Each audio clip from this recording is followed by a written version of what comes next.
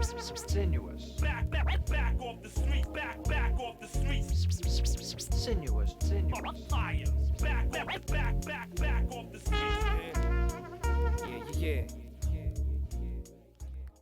This album consists of a bunch of tracks that didn't make it to official releases, and still dope enough to wanna put it on repeat quick. So peep this, throw this in your CD player. Oh, I forgot they non-existent, dog. Shit has changed major. So scratch that, throw it in your iPod player. Like, my God, he write hard, a ball on you figures. Yo, they throw backs and give it away for free. Like, oh boy, go and make noise when you hear. Hope you jump for joy. I'm optimistic, glass ain't half empty, it's half full. Hopefully by now you know me from the Jazz Council, that was years ago. So I brought more fire to douse dudes and playing by house rules. I lay back like a couch dude. I'm that dude to make his own beats, writes his own rhymes, records his own shit. Probably why it takes so much time to put out an album. Man, I'm always behind schedule. Ain't that I ain't hungry, I just always got my plate full. Try to digest all the topics that I'm spitting. You need to sit back and actually take the time to listen. We living in a new age where mind states are feeble. Kids' attention spans are shorter than Danny DeVito. My beats though, be banging, be about my business. Bass stays knocking like a Jehovah Witness. Leave them scattering when chattering. The gang of rhyme patterns, I ain't worth challenging. You all need some aspirin, aspiring to be me. No empires to feed, just a chosen few that's flowing through. Firing up the weed, Jesus, crazy what the world coming to. I'm here to live it, make music. But y'all is just hanging on a gimmick, huh? Wait a minute, man. Don't get me confused with none of these newbie ass rappers, man. I know the game be feeling fucked up, but I've been making beats since 95, regardless if I had the right promotion or not. Word up. Hey yo, I ain't always humble, I ain't always intense. I've had my good and bad days like anyone else, more or less. Probably a lot more than less, or the more of it in a sense. Feel blessed, so I just move forward through the stress. But don't smoke stress, smoke the bombest weed you ever seen. Cannabis club category, certified Cali green. Type of bomb that I keep up in my sack. They give a lot of cats anxiety attacks, there's no denying the facts. But enough about the weed though, I keep it on a need to know basis. It's time for me to cut to the chase quick. So download this free LP, spread it to your friends and family, even to the little haters mad at me. I got 2 official LPs coming after these. So far I'm grateful for the love that's coming back to me. Truly appreciate the support, especially my peeps that had my back when I was going in and out of court. But of course a shout out to all my people who kept the game alive instead of killing it, selling out with weak flows. My crew, anyone that gave an honest point of view. Much respect besides me, man. I do this shit for you, yeah, for you.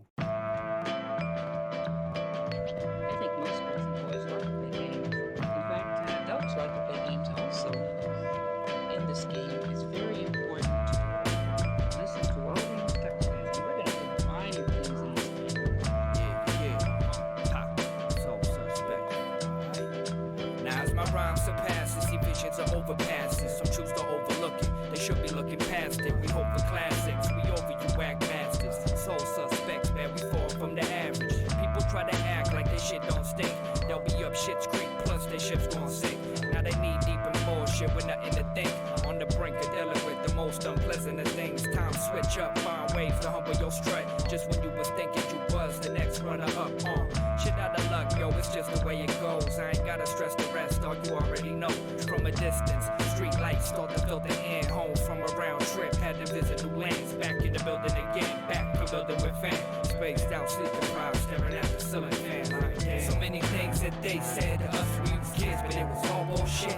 Yeah, open up your eyes. They would try to tell us one thing, then say the next thing. So I say, never listen to the lies. Man, everyone's a critic. Just spit it how you live, it's how it's meant to be intended. So open up your eyes. It's all part of the game, ain't nothing but a dang dog. So I say, learn to read between. Yo, you going at it all wrong, so open your eyes. Yo, them cats be living life like they got 9 lives, so don't try. I hit very hard for my size 6'2", a little over 185, so get it right. They tough talk is filled with fallacies. Believe none of what you hear and only half of what you see. So please, they can go and try to play the road as positive, but either way they talk with it, we know when they prerogative. Even if they polish up their image with some party tracks, we see through the lies, we ain't even need a polygraph. This is passion, the vibe is everlasting. It's better than the last one and colder than the aspens. Used to be overreactive, now I'm overreacting. Now pissed off, mad at me, and I'm over here laughing.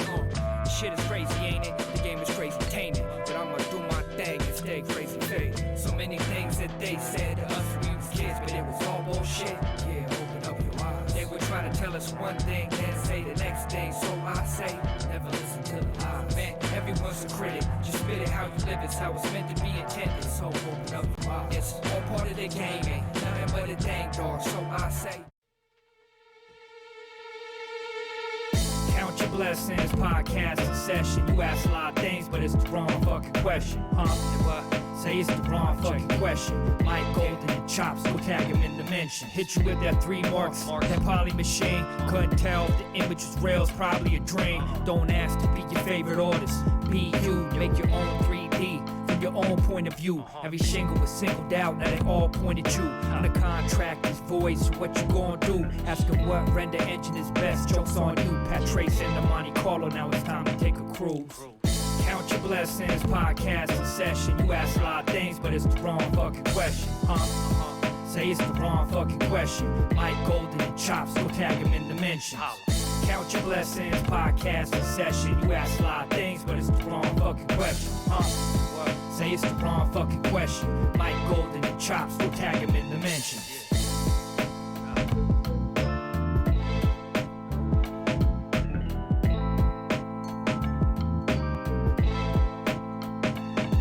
Fucking question.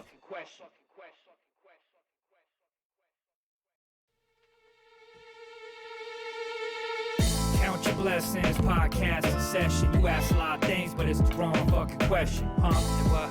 Say it's the wrong fucking question. Mike Golden and Chops, go tag him in the mention. Hit you with that 3 marks, that poly machine. Couldn't tell.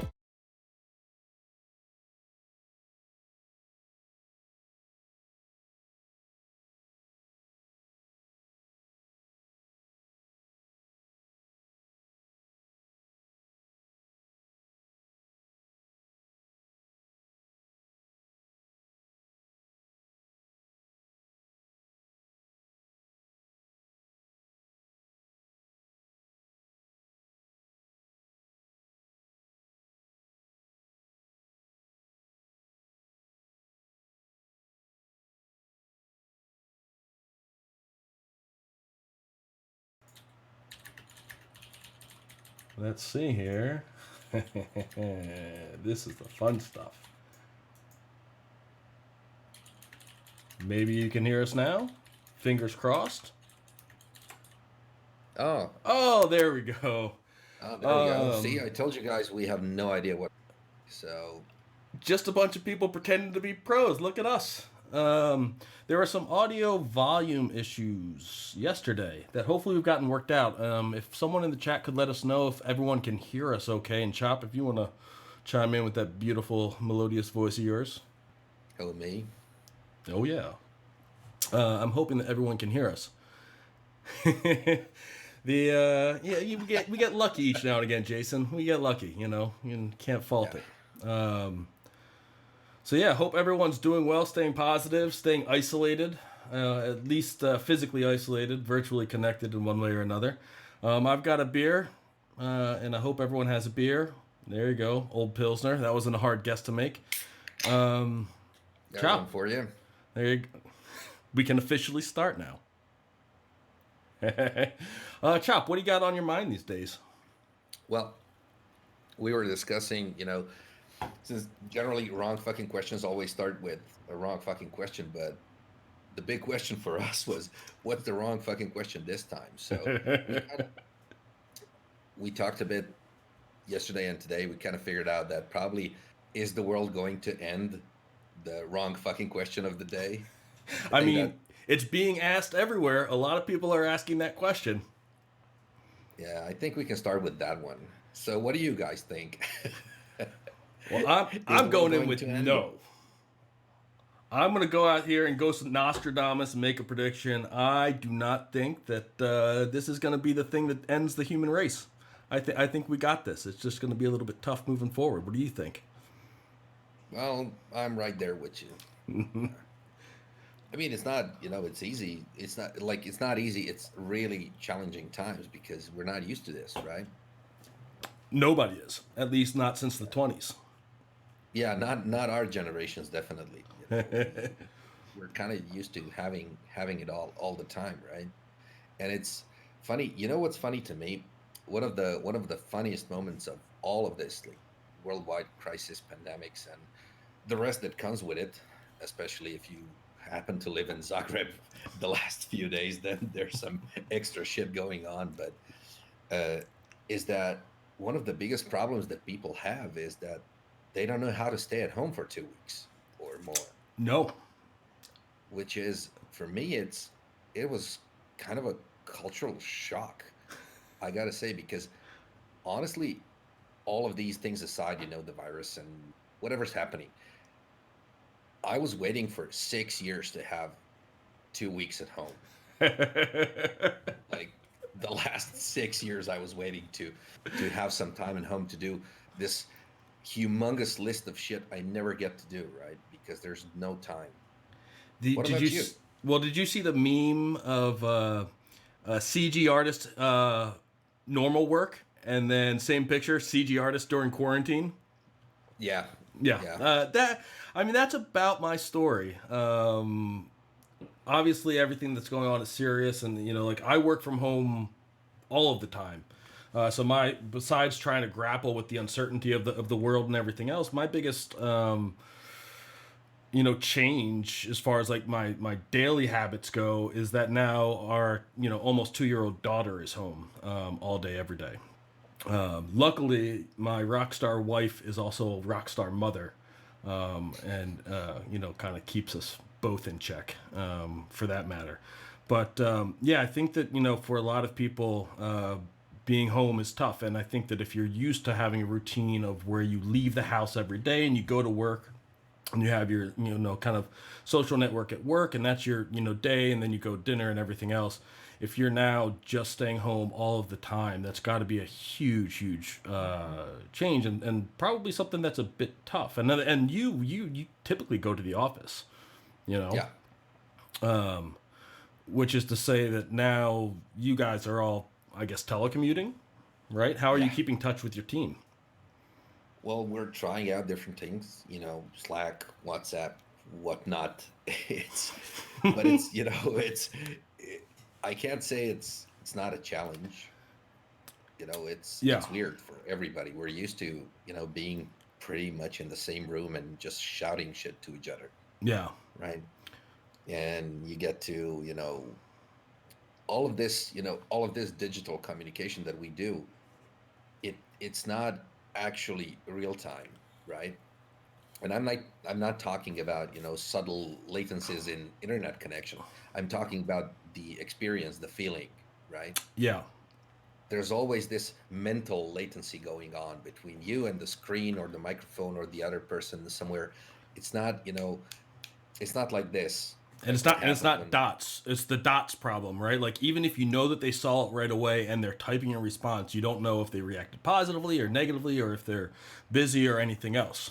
There's a lot of barriers that we're fortunate that we have so many different tools nowadays to communicate. Like, I've been trying to, once a day with one of my random friends, I've been trying to have a beer online with them, right? Via chat or whatever it might be. Just kind of seeing how everybody's doing, making sure that we're staying connected, and as many of my friends as possible are staying positive through this.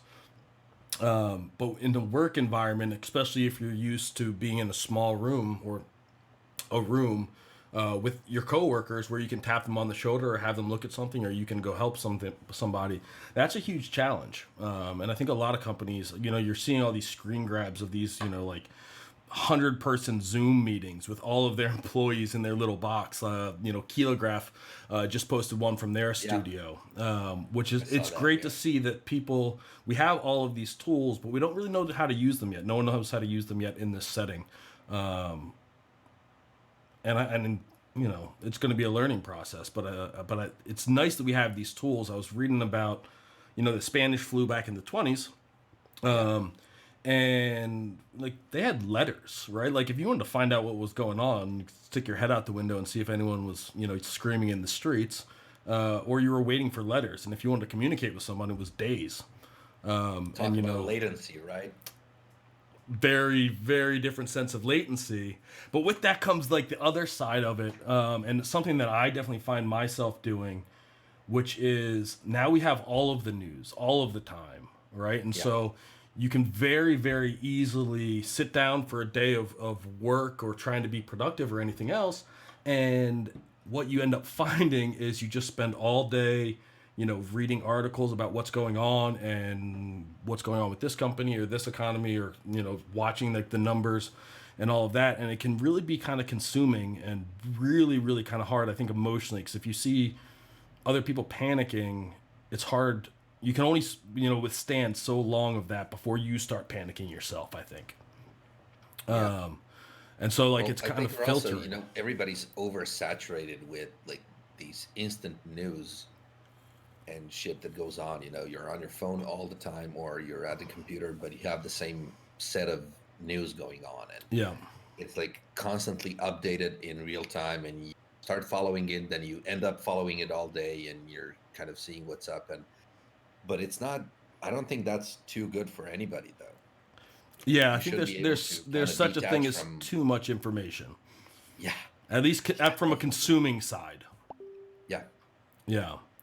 So here's a question for you: if the world's not going to end, and watching the news all day is not the best way to spend our time here, you know, working from home, what are you doing personally to keep yourself positive? Like, what's your day look like outside of the last 2 days? For those that don't know, Croatia got rocked with a couple of earthquakes to add a little bit of insult to injury. So to everyone that's been affected, our thoughts go out to you.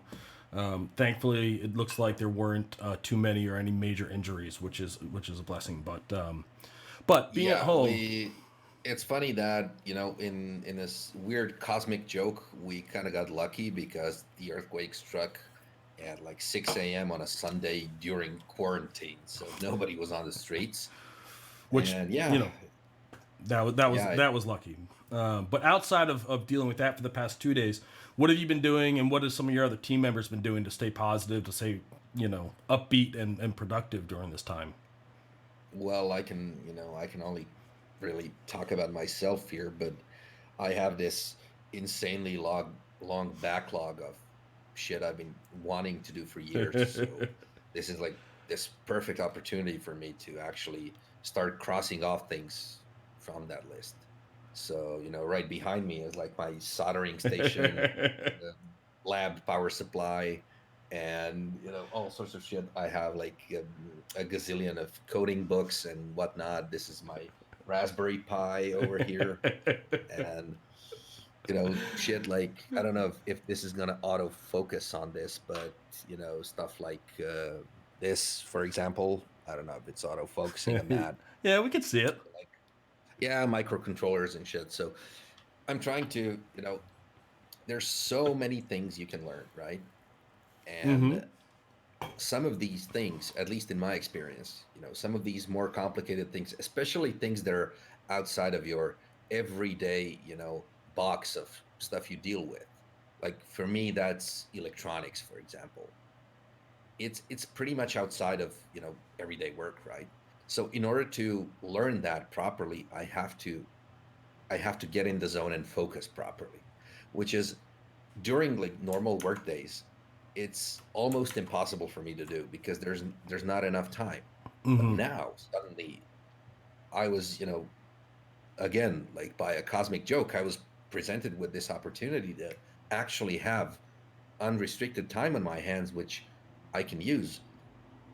And I think, you know, if people understood that, that this is really a golden opportunity, if there's nothing else to do, there's so many things you maybe always wanted to learn but never thought you could. And realistically, during, you know, during normal life, you probably couldn't. But now you got all this time, and our internet connections are working, and thankfully, you know, it's a repository of pretty much everything we know as a fucking species, right? So it's not too hard if your Google foo is strong. It's not too hard to find whatever, you know, whatever you need. So I've also been doing a lot of coding, and coding is like my pet peeve. I never did it professionally, but I've been coding since I was 6 years old, and finally, you know, finally I get to actually do it. So, oh, which programming languages are you learning? So let me show you this one very quickly. So this little book here, yeah, it's very thin, as you can see, and The funny thing about Python and this book is that this is very reminiscent of Python as a coding language itself, because yeah, it's super simple to write, right? But everything you do in Python is so fucking long because of all the, spaces and tabs and whatnot, and everything has to be perfect for it to work. And very simple code in Python is like miles, which is super funny. And it struck me as pretty ironic that the actual reference for Python in the book looks exactly like that. Is that the It's not really official complicated. reference of Python? Well, not really, but Okay. I think it's one of the best books out there for Python. Not like you actually need a book if you have any coding experience, because Python is surprisingly easy, because it is written to be like very simple to understand. Mm-hmm. And it's I do have to mention, though, I absolutely hate Python. I absolutely hate there's a it. certain part about everything you just said of what you're doing and how you're spending your time and your feeling about the one thing that's taking up a lot of your time. I think every one of our listeners would have been able to predict very clearly. What is Chop doing? Probably tinkering with technical stuff. Probably a little bit angry about something that he's doing right this moment. I think that that's a no-brainer, and I think that it's and I don't want to downplay like the very real situation that we have on our hands, and the fact that obviously a lot of people are worried about their business or their jobs, and like taking care of that, and I don't want to downplay that at all. Those are very real concerns, but I think that there's only so much that we can do in a day for that. Well, that reminds me of, whenever somebody tells me that they don't have anything smart to do, I tell them to try and learn how to code. It doesn't matter if you're like working in an accountant's office, or you're working in marketing, or you're a seamstress, it doesn't really matter. Coding is awesome. And there's very legitimate reasons why everybody should learn at least the basics of it. I mean, they're starting to teach in a lot of like elementary schools and middle schools. They're starting to teach like basic kind of like hello world level coding, just to kind of get that way of thinking into someone's brain at a very, very young age. That like even if you don't become a programmer, the future generations are probably going to have some type of literacy or familiarity with how coding works, because so much of our work, our lives are moving that way. Yeah, the good thing about that is, though, even if you never use it afterwards, this specific logic is imprinted forever in your brain, and that's the biggest benefit you get out of coding. Yeah, it's not about if you're going to do actual code and then write apps for something. No. It's about rewiring your brain to think better. And just when you said, we have some very real concerns about what's going to happen next, what's going to happen with our jobs, what's going to happen with the whole industry, and not just what's going to happen with all of the industries. But at the same time, an analytical mind knows that, first of all, we have absolutely no reference points from which we can even begin to conclude what's going to happen. Next, we have no idea when we will have any reference points, because nobody knows how long this shit will last. Yep. So if you take that into account, you quickly realize that there is absolutely nothing you can do or prepare in any meaningful way and be certain that this is going to do something. Yep. We're at the stage, in the world where we simply have to wait this one out. I don't know what's going to happen. And not go crazy in the meantime, I think is exactly going to be important. But knowing, I always find comfort in knowing these parameters. Yeah. Because I didn't miss anything. It's not, it's not due to my not knowing something that's going on in the background. No. It's just the way it is. Yeah. There's nothing we can do realistically. So knowing that helps me, because I get to worry a lot less, because these things will happen in their own way, whatever I try to do. Yeah. So I don't know if that works for everybody, but for me, I feel kind of a bit more relaxed, because it's simply out of my hands. we'll have to, adjust in real time to things that will be happening once, the smoke clears a bit. I mean, that goes, the kind of root of that goes all the way back to like the very basic idea of what's the Alcoholics Anonymous like prayer or whatever, right? Like, give me the power to accept the things. I should have probably thought this through before I started saying it. The awareness that's one to know, topic like, I really suck at. So yeah, not super familiar with the rules, unfortunately, from Alcoholics Anonymous, but like the prayer of willpower, right? Which is like saying that, give me the like the power to change the things that I can, the like patience to accept the things that I can't change, and the wisdom to know the difference between the two. yeah. And I will say, one of the things I'm going to grab real quickly, when I was an undergrad, I did philosophy for undergrad. And one of the classes that we had to take was logic.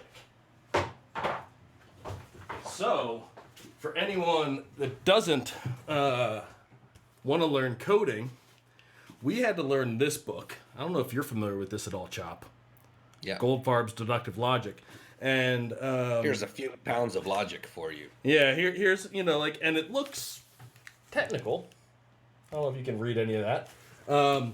But interestingly enough, the computer science department of our school, they also had to learn philosophical logic. And so one of our jobs as philosophy majors was we had to give like office hours and tutorials to the computer science majors about logic. Like formal philosophical deductive logic, right? Which is basically how all computers think at the end of the day. If this and this, then this. And that is surprisingly fun. Like that's the primer in most philosophy intro to logic courses. So Goldfarb, Deductive Logic, if you don't want to go coding but want to start thinking the same way, there's a book to do it for you. Because philosophy is better than coding all day long. All day long. Totally isn't. But yeah. Okay. And I think that there's also there's I think that we're all to various degrees, like trying to figure out what we're gonna do right now and how we're gonna deal with it and how long are we gonna have to deal with it and what's it gonna mean when it's done. And what I found, for my part during the day, I try to do an hour of practice every single day of something. Currently, I'm working on like digital drawing and speed painting because I'm into it, and so I do an hour of that every day. And on top of like whatever client work is still like moving forward. And I do find that if I detach from the news and my group chats that are talking about the news and everything else, even if it's just for like a full hour, and work on something that to me is productive, my whole day feels better, right? If I can find something where I spent an hour doing a thing that I love, trying to get better at a thing that I want to be better at, and I have, in my case, it's usually a, like Photoshop document of drawing or sheets of loose paper. One of the things with drawing, you're supposed to practice like lines all the time. So I have this like stack of pages that's just me trying to draw straight lines and circles. But if I do that for an hour, I feel like my day's not been a waste, right? And then I can go spend an hour reading the news and worrying about all that kind of stuff. But I do feel like having some amount of time where you're really focused on a thing that's not related to everything going on in the world. It's a thing that you want to improve yourself in, that you want to learn or understand better. And that could be anything from, you're coding and building electronics. I'm drawing stuff, getting back into reading, like if you haven't had time to be reading fiction, nonfiction, business books, whatever floats your boat.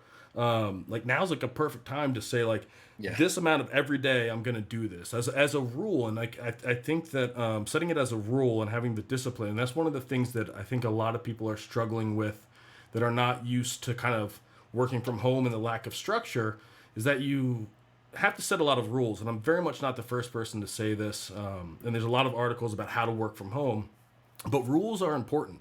Like I just stood up. You guys can all see that I'm in sweatpants. That to me is getting dressed. I'm not in my boxers. You know, like, but like waking up, like making your bed, getting dressed, even if it's sweatpants, like I'm all about comfy clothes. Don't get me wrong. But I'm not working my boxers or my robe. And then having like the first hour of my day, every single day, regardless of what deadlines I have or what meetings I have or anything else, my first hour is always practice.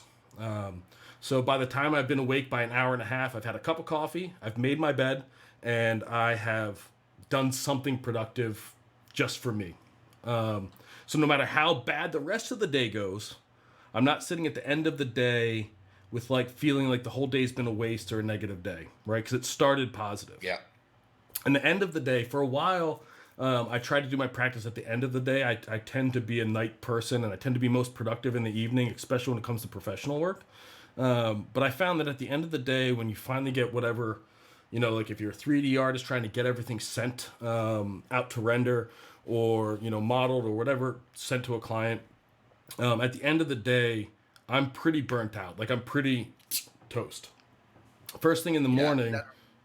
That reminds me actually, because during like regular working days and hours, right before all of this, I used to, however long the workday takes, I'm not a morning person, so I can barely wake up and, you know, get to the office and start working after like 3 coffees and shit. But however long that workday takes, when I get home, I have to do something for myself, whether it's, you know, playing games or doing code or reading something or doing something, because I've realized throughout the years that if, for example, I spend more than 3 days of going to work, coming home, and going to bed, I get like super depressed. Yeah. Like immediately. Yep. I just need to, however tired I am, even if my eyes are closing, I will try at least to do something that's not work and sleeping. You know, Yeah. I need to have this something extra always. Yeah. And that keeps me sane, you know, every day throughout everything. But I feel like, you know, when I talk to people about, you know, how obsessive I am about, you know, learning new things. And, You? No, surely not you. so, you know, I tend to talk about this a lot to everybody.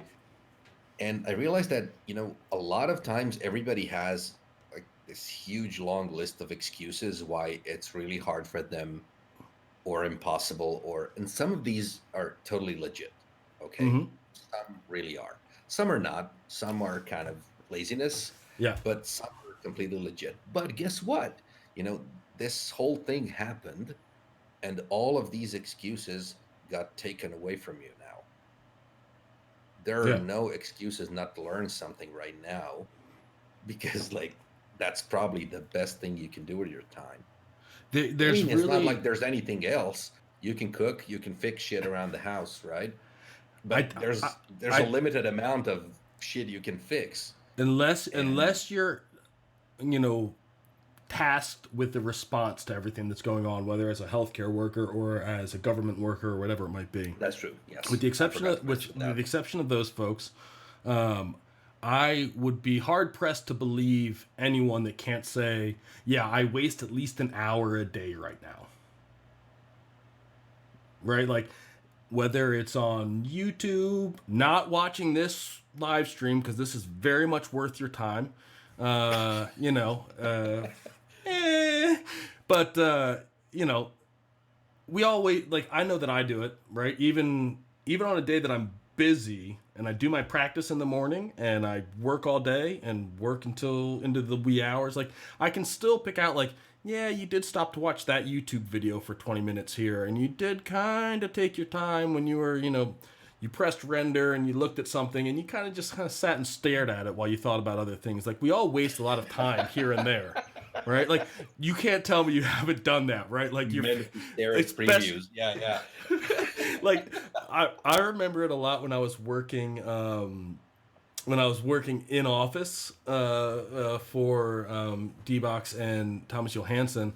that there were definitely times where like either I was like a little bit hungover, just a little bit tired, and you'd hit render and you would to see a preview, and this was back before even live renderers, but you'd hit render and you'd kind of get the feedback you needed, but you just kind of like leave it on your screen for like another like minute or two, just to like put off going back to work for a moment.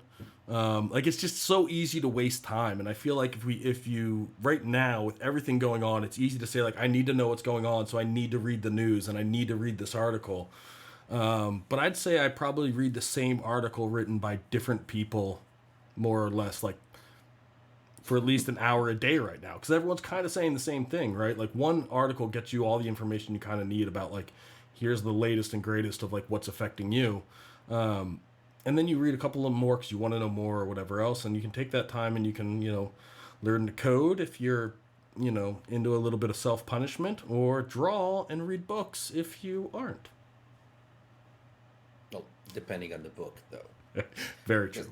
That one totally looks like self-punishment to me. But it's a very specific kind of Kierkegaard person is going to love that book. It's not as bad as Kierkegaard. It's much... Well, very, very few things are. But, yeah. When I was a kid in elementary school, I had this. I found this book, like an anthology of world philosophy. Oh, it's like a really thick bastard of a book. Was it the Bertrand Russell one, History of Philosophy? No. Okay. I think this was like a local, Slavic. Gotcha. Local edition of something. Nothing famous, right? But I found it in like the family library or something. So I decided to start reading through it because it looked interesting. And there's all sorts of shit in there, from Freud to, to Kierkegaard, right? And I kind of tripped over that one because, the treatise on like relations, how something relates to the other thing, which relates to the thing that relates to that, and it relates to everything, but that one relates to this one.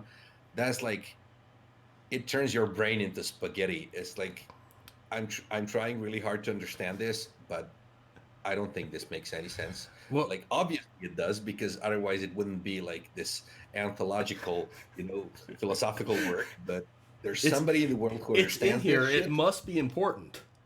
Yeah, but Kierkegaard just gives clear of it. So let's be clear. Coding, okay. Logic, it depends on the person. Drawing, awesome. Reading fiction, fantastic. Kierkegaard, we're gonna go thumbs down on Kierkegaard, and because the other half of his philosophy is pretty pessimistic overall. So I think if you want to get into philosophy, that's just a bonus, right? If you want to get into philosophy, maybe start with the classics. Start with Plato. Read a little bit about Socrates and his boys. Not all philosophy is depressing, but Kierkegaard, he can be a little tough. Yeah, I think I'm really not an expert. You're that guy here, so. But thank God this isn't a philosophy podcast, because I have a whole bunch of books that would suggest that I know a lot about philosophy, and there was a time that I did. But like that was 17 years ago, man. Like most of that stuff got squished out by irradiance map settings and the like. There's only so much gray matter up here. I mean, let's be honest. The hair is going, the gray matter's going. Yeah, priorities. Yeah, well, cheers to that. I wonder what the folks in our chat are doing to stay positive. Everyone. Any homebrew recipes, dudes? Oh, there you go. Home brewing. That's not a bad idea to get into, because you're going to need beer to get yourself through all this. Why not make your own? Learn how to make your own. Yeah. But yeah, to everyone in the chat, if you feel like, chiming in with what you're doing to keep yourself positive and somewhat productive. And the nice thing is that we can put a little asterisk kind of next to productive. And that's kind of what you were talking about at the beginning, which is that we get to kind of choose what our productivity is right now, which is that you have whatever work you have your work to get done 8 hours. Try to schedule it for 8 hours. And then you have all this other time that you can't go out and anything else. And so being productive, like if you said, I wanted to always be one of those guys that actually read all of Game of Thrones, Song of Ice and Fire, so that I could say all the things that all the Song of Ice and Fire folks say when they talk about the show, now's the time to get back into reading, right? And that counts. I would count that as productive time, right? Like, though, if you want to get into fantasy reading, I would very, very strongly suggest the first Blade trilogy. It's awesome, by Joe Abercrombie. Way better than Game of Thrones, in my humble opinion. Well, I think today everything you really need to read is anything by Brandon Sanderson anyway. So that guy doesn't know how to write a bad book. It's uncanny. It's like it's insane. No one's Brandon Sanderson. No one's worlds are more thought out than Brandon Sanderson's. Yes. And well, he only has the one, right? Well, he does actually have a couple fantasy books that are not part of the Cosmere. Okay. I don't think we've ever talked. I didn't know that we had a mutual love for Brandon Sanderson. I read everything he ever wrote, dude. Several times. Dude, we're both fans. Yeah, who wouldn't be? I mean, the man's a fucking genius. Well, like, I can't stand Harry Potter. We're going to lose a couple listeners, I think, but I can't really stand Harry Potter because the world's not thought through. Another thing in common. Yeah. So, warning listeners, Harry Potter fans, we're not two of them. But it's just not thought out, right? Like, the fact that a time turner exists in their world would have implications outside of Hermione studying more, right? Like, they could use that for a lot of things. That it's not actually thought through to the point that what does a world that has time turners or even just one time turner look like? Sanderson's the opposite of that, where like every little detail of the world and whatever like magic system is active in it is thought through of, okay, if metal can be used magically to push and pull on things, then wearing metal becomes a problem because it can be used as a weapon against you, unless you're the Lord Ruler, and then you wear it to show how fucking strong you are. Dude, Brandon Sanderson's the best. Chat, dude. So. Oh, yes. Ollie is writing about, looking at the world through like different eyes when you're a 3D artist, and that's something I always talk about when I try to teach somebody 3D. And it's funny how once you start doing like materials and shit, that's exactly it. You study unintentionally. You start studying everything you see. Yeah. It's like how glossy this table is, how rough this is, what would a normal map of that look like? And I find that like super, super interesting because wherever you turn, there's a reference for something, right? Yeah. That's totally crazy. It's like the world is full of this shit. And you probably have it all at home, right? Like you can look at the surface material on anything that you have around, and then you can play around with it in 3D. I love that. And we have Dario is working on music production, which is fantastic. I'm all for ancillary creative outlets to anything you're working on. Tasso's here. Oh my God. Some more motorcycle restoration. Yeah, everybody's totally surprised by that one. Yeah, going very Robert Persig on us. I like it. Yeah. Yub has a big love of bikes. And I'm not going to fault him for that. Big ass garage, I hope, because the way I see it, he's got quite a few by now. Hey, and a little place of me time within your isolation. Yeah, well, that's also worth something. I think even within, maybe even especially in isolation, you need that me time, right? Because there's no escape in the geographical sense, right? You can't really go anywhere, so it's kind of hard to find that me time, especially if you don't live alone, which most of us don't, I guess. Mm-hmm. It's sometimes it's pretty hard. People live in like small apartments and stuff. I mean, those are very real problems that a lot of people granted. And I think that on top of that, you also have the issue of like just being as connected as we are, like taking a little bit of time with your phone and internet turned off is probably a better idea now than it was a month ago. Yeah. I think that we all have that problem, but like right now, within isolation, finding me time again is probably an important thing. Yeah.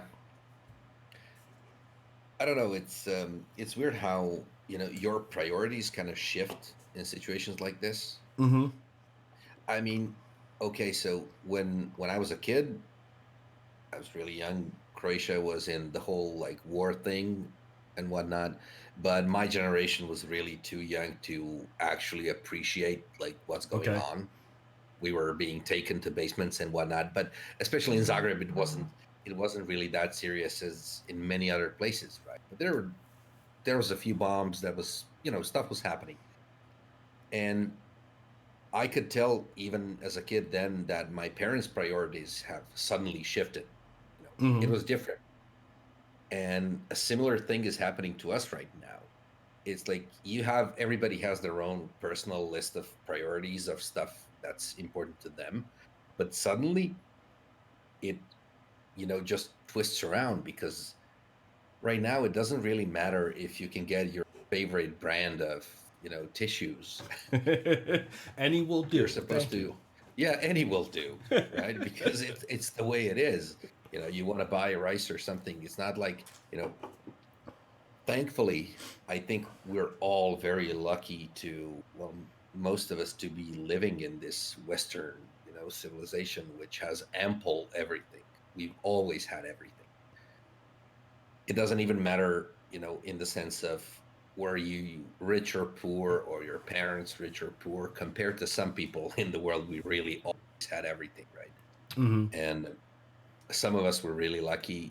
I never missed anything my whole life.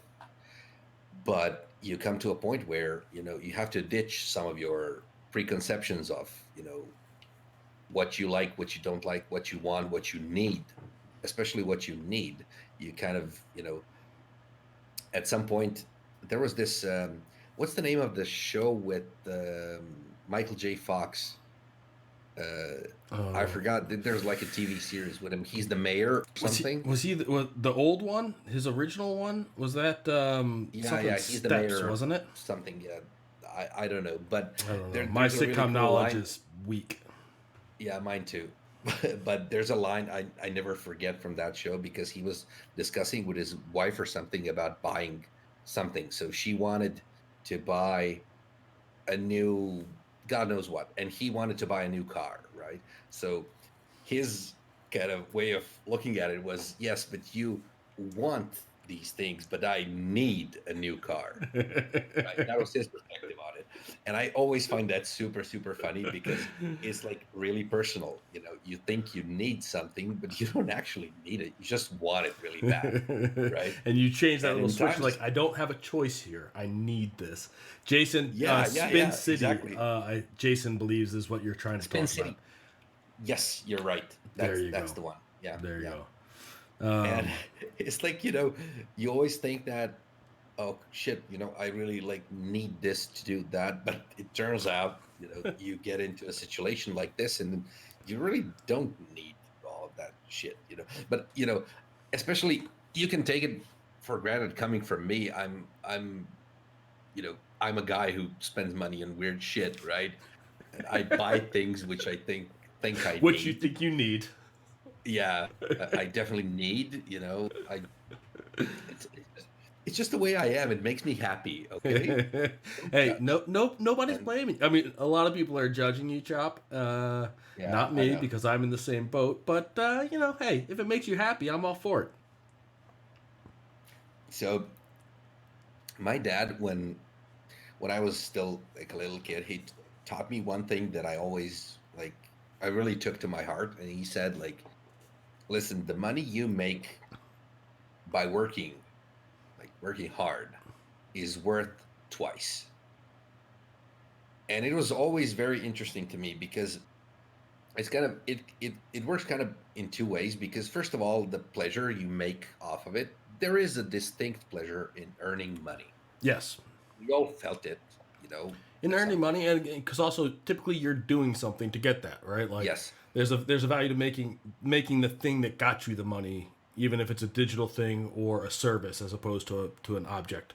That really doesn't matter. You can do whatever, Yeah. that doesn't matter. But once you have it, since you actually worked for it and you made it, you get to spend it on whatever the fuck you want. And that's absolutely beautiful, man. I Said love as a that. man who doesn't have kids. Yes. Yeah. Kind of for a reason. But yeah, it's, you know, I think that's pretty awesome. You know, I love buying random shit because it makes me happy. So yeah. You just chimed in with health helps a lot. Learned that a year ago. I think that that's kind of the point, and I love that, which is that of all the negative things, and again, just to all of our listeners, we're not trying to downplay the hardships by any means, but a bit of perspective, I think, is something that my wife and I have been talking about it a lot. Obviously, we have a lot of time with our daughter right now, which can be challenging, right? Like it's a beautiful thing, but then you're also like, oh, this, I have things to do or whatever else, and it does really cause you to take a little perspective on things of what's important right now. And I know that we were all going through like our own challenges, and some more than others, and the amount of worry that we all have for the future, I think, is not insignificant and not unimportant, but staying connected to the ones that you love and the one that you have around you is like very important. And I think especially for people that are living alone, that are more or less isolated alone, having beers like online is a little awkward at first, right? Calling up your friend that you're used to seeing in a bar and being like, let's video chat and have beers together. Like, especially if you're not someone that's typically on video chats for work or for any other reason, is a bit awkward. But like that goes away real quick. Like one of the things that I've been like personally trying to do is like reach out to someone in my network every day.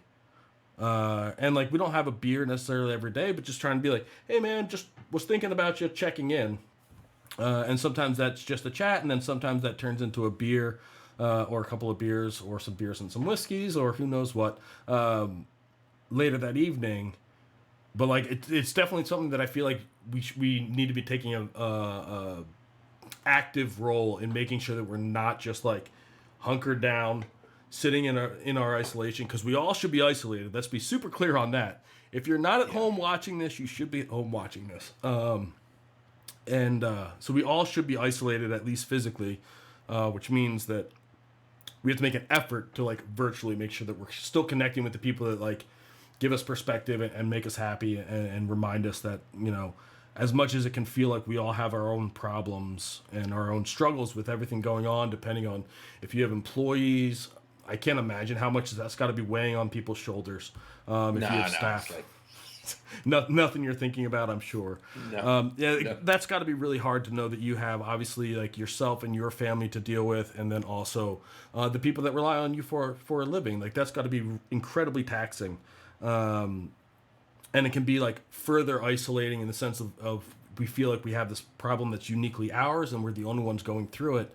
And the more conversations I have with my friends, and I was talking to one of my best friends from undergrad, and he's a lawyer and he has staff, and he's worried about the exact same things that our industry is worried about, as far as what's that going to mean for my employees, how long am I going to have to float this, how long can I float this. It's all the same worries.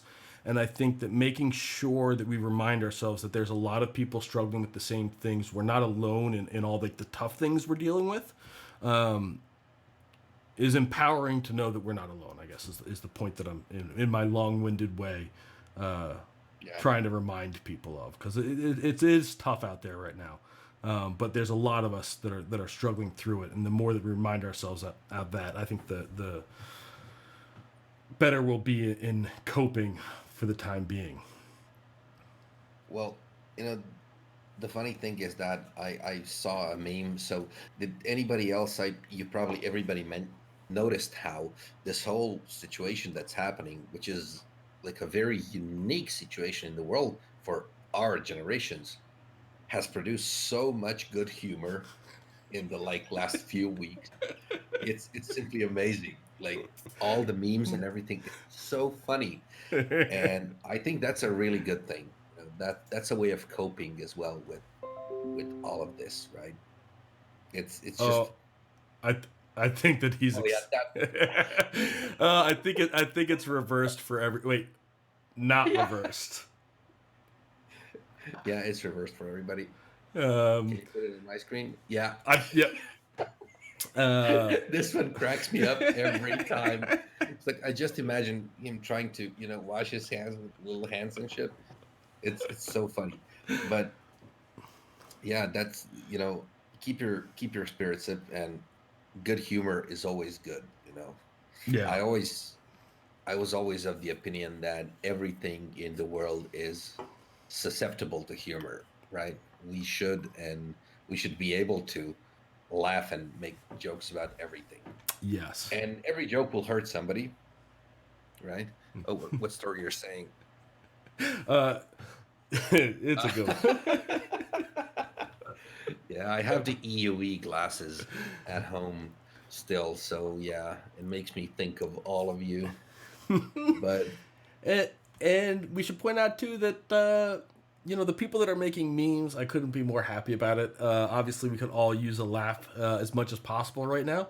And Miha and Olika were also talking about just getting started on personal projects, which I think that, Goldfarb. So, Side Effects is here. The funniest thing, Michael Goldfarb. There was a book we mentioned that has your last name on it. Like maybe Any relationship by chance? Maybe. But yeah, he didn't even know. I mean, he's just gonna have to go back and rewatch it. We'll have to Google it. Yeah.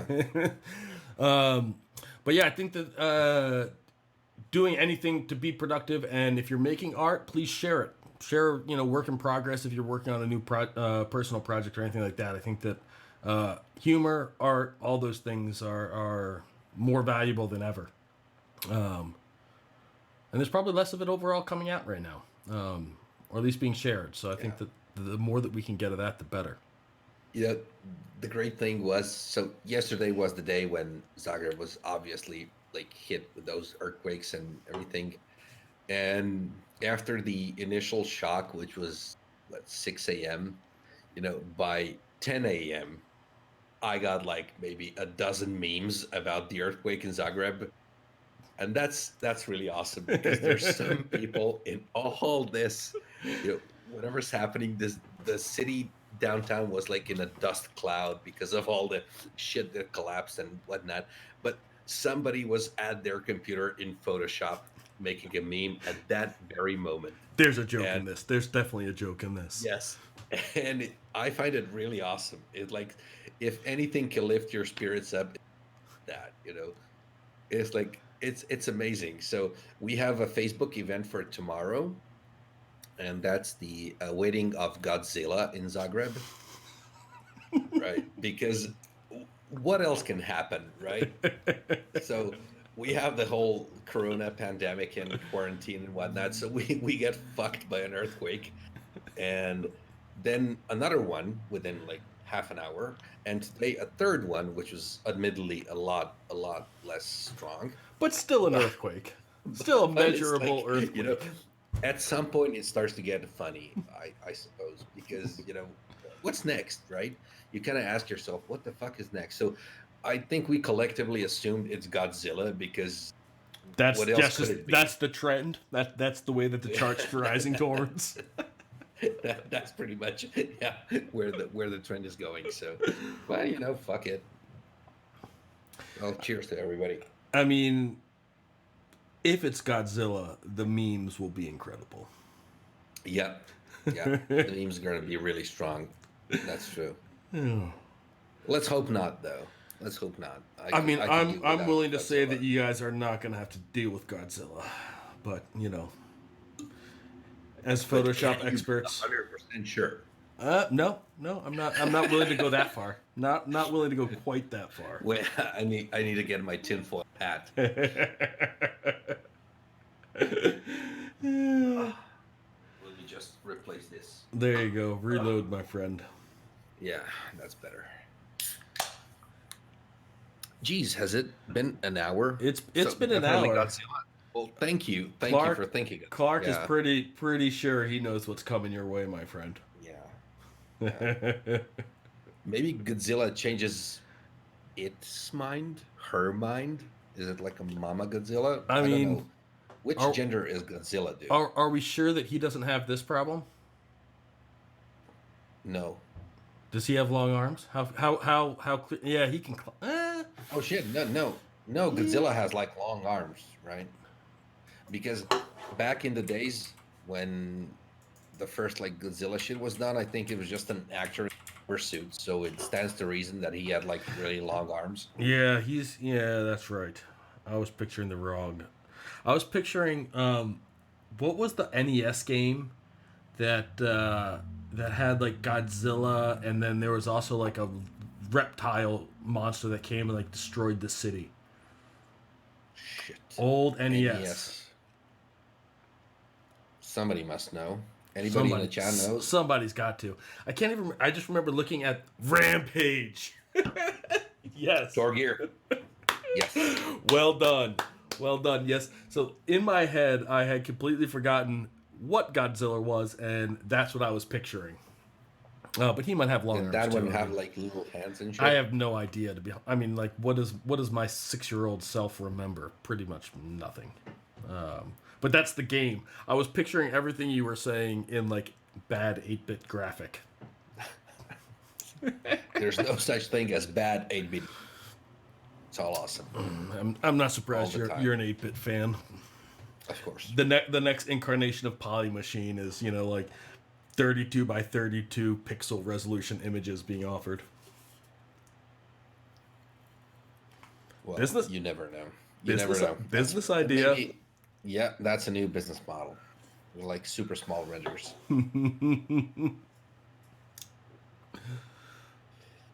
Well, Let's- Ollie, my friend, you could we have probably write like a philosophical piece about that thing, you know, like doing super small renders which you blow up and you just see pixels, but they're kind of representative of the whole building. We could make a project out of this, man. So you model everything, right? You model everything, do like 4K textures, do all of that shit like you would do for like a super high-end project, and then you render it out in like 36 by 36 pixels. So nobody can say it's not realistic, because it definitely is. It's just Everything low is res. there. That's what a photograph looks like. Everything is there, but it's like super low res. So that's like a new trend in ArcViz.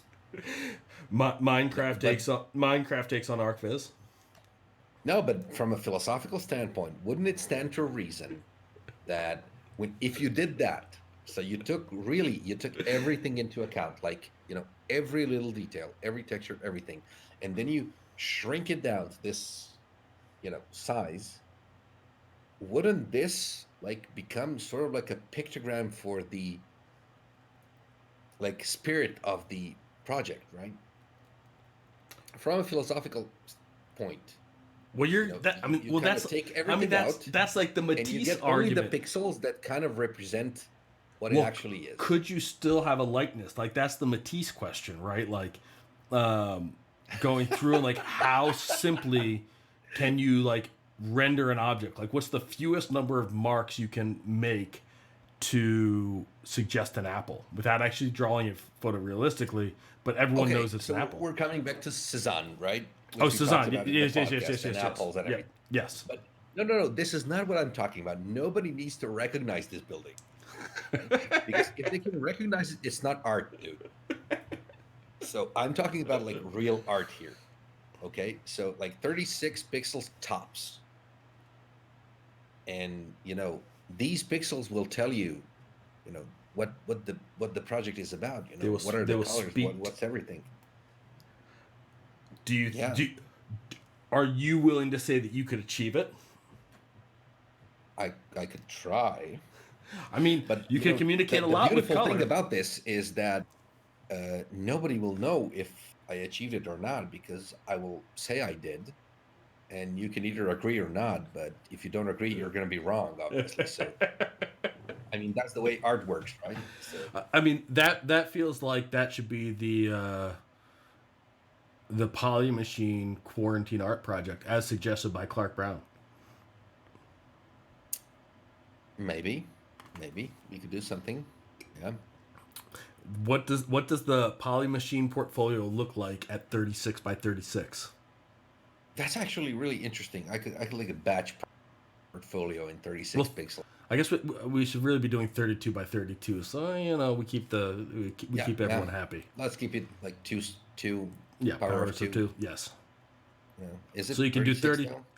32 or 64. Yeah, 32. 48 would work. That's not power of two. Yeah. 32 64. or 32 or 64 64. pixels. I feel like 64 is saying too much. Well, I mean, like, we used to have screens that had, resolutions on phones, and like Snake worked wonderfully at however many pixels. Like, what was the resolution of the original Snake? See, it's all you need. You've got whatever pixel resolution you choose. It has to be below the original Snake game. Oh shit! So that was like Nokia 3310. Yeah. Yeah. But of the game, because I feel like they used more than 1 pixel per pixel of Snake. Yeah, it was 4. Yeah. It was 4 pixels for the little block. So I think you get So Nokia screen divided by 4. there. That's what you get. Shit. Okay. That's the challenge. Okay, but you have to do it too. Okay. I'm gonna render out a few. Render out, right? To be fair, it would only be physically correct if it was actually rendered at this resolution. Well, it would only be art if you actually did it that way. Yes, I totally agree. But if I do it in Photoshop and say that I did it that way, who's to prove me wrong? And how? Well, that.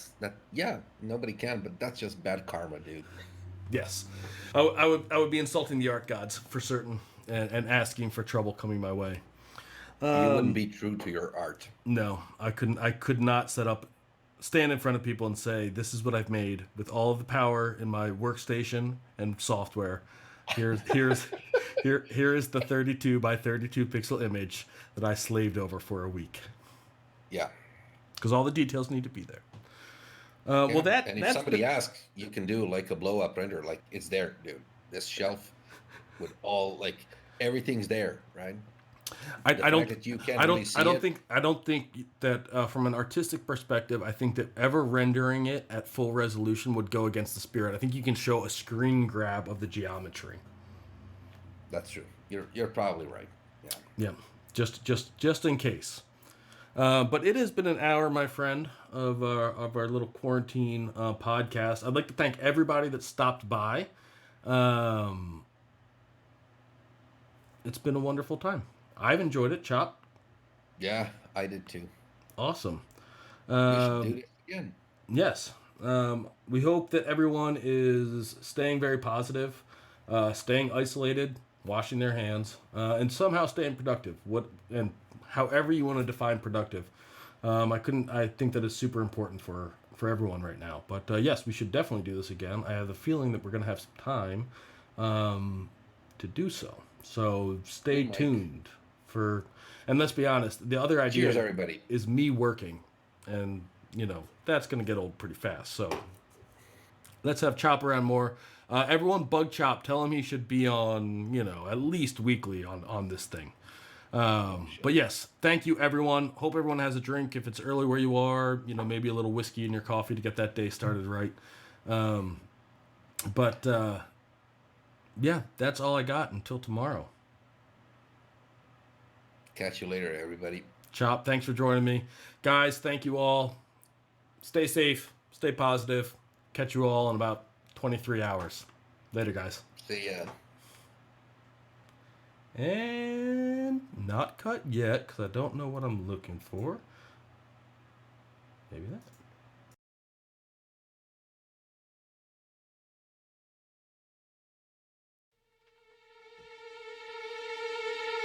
Count your blessings, podcast in session. You ask a lot of things, but it's the wrong fucking question, huh? And what? Say it's the wrong fucking question. Mike Golden and Chops, go tag him in the mention. Hit you with that 3 marks, that Poly Machine. Couldn't tell if the image was real, it's probably a dream. Don't ask to be your favorite artist. Be you, make your own 3D. From from your own point of view. Every shingle was singled out, now they all pointed you. And the contract is void, so what you gonna do? Asking what render engine is best, joke's on you. Pat Trace in the Monte Carlo, now it's time to take a cruise. Count your blessings, podcast in session. You ask a lot of things, but it's the wrong fucking question, Say it's the wrong fucking question. Mike Golden and Chops, go tag him in the mentions. Count your blessings, podcast in session. You ask a lot of things, but it's the wrong fucking question, Say it's the wrong fucking question. Mike Golden and Chops, go tag him in the mentions.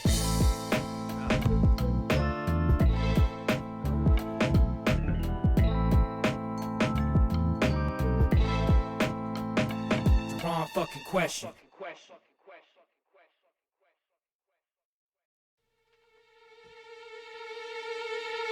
Count your blessings, podcast in session. You ask a lot of things, but it's the wrong fucking question, Say it's the wrong fucking question. Mike Golden and Chops, go tag him in the mention. Hit you with that 3 marks, that poly machine. Couldn't tell if the image was real, it's probably a dream. Don't ask to be your favorite artist. Be you, make your own 3D. From your own point of view. Every shingle was singled out, now they all pointed you. And the contract is void, so what you gonna do? Asking what render engine is best, joke's on you. Pat Trace in the Monte Carlo, now it's time to take a cruise. Count your blessings, podcast in session. You ask a lot of things, but it's the wrong fucking question, Say it's the wrong fucking question. Mike Golden and Chops, go tag him in the mentions. Count your blessings, podcast in session. You ask a lot of things, but it's the wrong fucking question, Say it's the wrong fucking question. Mike Golden and Chops, go tag him in the mentions.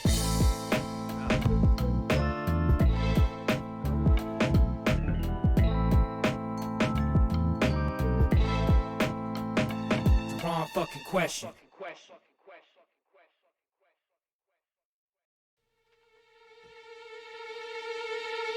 Count your blessings, podcast in session. You ask a lot of things, but it's the wrong fucking question.